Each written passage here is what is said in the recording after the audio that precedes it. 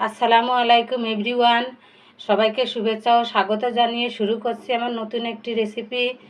আপনাদের জন্য নিয়ে এসেছি কিভাবে খুব সহজে মজাদার সুস্বাদু সরিষা ইলিশ তৈরি করা যায় সেটি দেখাবো।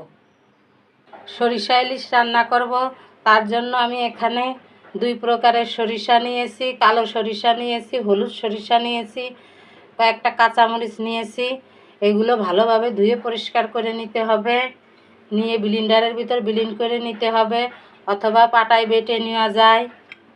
সরিষা সংরক্ষণ টিপস বন্ধুরা, সরিষাগুলো ভালোভাবে ধুয়ে পরিষ্কার করে রোদে দিয়ে শুকিয়ে এরকমের একটা কৌটায় ভরে ফ্রিজে নরমালে রেখে দিলে দীর্ঘদিন ভালো থাকবে। যখন প্রয়োজন তখন বের করে রান্নায় ব্যবহার করা যাবে।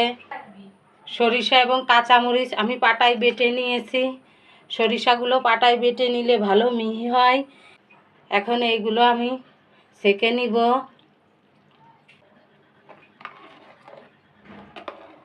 এই সরিষাগুলো সেঁকে নেব, তার জন্য সরিষার ভিতর পানি দিয়ে দিলাম। সেঁকে নিয়ে সাবাটা আমি ফেলে দেব। সেঁকে নিয়েছি, সেঁকে নেওয়ার পর সাবাটা আমি ফেলে দিয়েছি। আমি 4 পিস ইলিশ মাছ নিয়েছি। ইলিশ মাছগুলো ভালোভাবে ধুয়ে পরিষ্কার করে নিয়েছি। এর মধ্যে আমি পরিমাণ মতো পেঁয়াজ কুচি দিলাম, পেঁয়াজ বাটা দিলাম। আমি সরিষার তেল দিয়ে সরিষা ইলিশটি রান্না করব, তার জন্য সরিষার তেল দিয়ে দিলাম। 1 চামচ লবণ দিলাম, হাফ চামচ মরিচের গুঁড়া দিলাম, হাফ চামচ হলুদের গুঁড়া, সামান্য ধনিয়া গুঁড়া, জিরার গুঁড়া দিলাম। সব মশলা দিয়ে ভালোভাবে মাছগুলো মাখিয়ে নিতে হবে। মাছের পরিমাণ বেশি হলে সরিষা বাটা বেশি দিতে হবে, মাছের পরিমাণ কম হলে সরিষা বাটা কম দিতে হবে। মাছগুলো এভাবে 20 মিনিট ধরে ম্যারিনেট করে রাখতে হবে, এতে মাছটি খেতে অত্যন্ত সুস্বাদু হবে।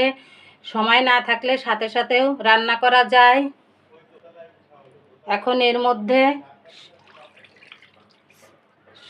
সরিষা দিয়ে দিলাম।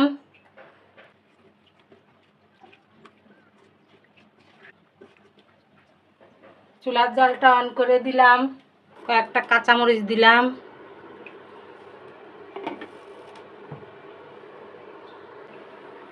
কিছু সময় পর ঢাকনাটা আমি খুলে দেব। ঢাকনাটা খুলে দিয়ে মাছগুলো উল্টিয়ে দেব। হালকাভাবে নাড়তে হবে, মাছগুলো যাতে ভেঙে না যায় সেদিকে খেয়াল রাখতে হবে।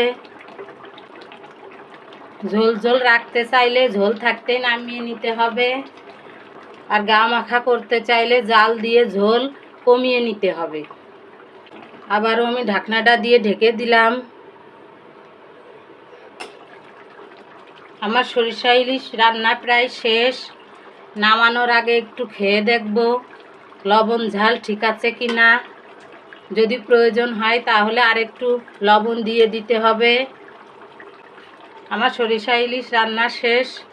আমি চুলার জালটি বন্ধ করে দেব, চুলা থেকে নামিয়ে নেব। আমার সরিষা ইলিশ রান্নার রেসিপিটি যদি আপনাদের কাছে ভালো লেগে থাকে তাহলে আমার চ্যানেলটি সাবস্ক্রাইব করার অনুরোধ রইল। সবাই ভালো থাকবেন, সুস্থ থাকবেন। আল্লাহ হাফেজ।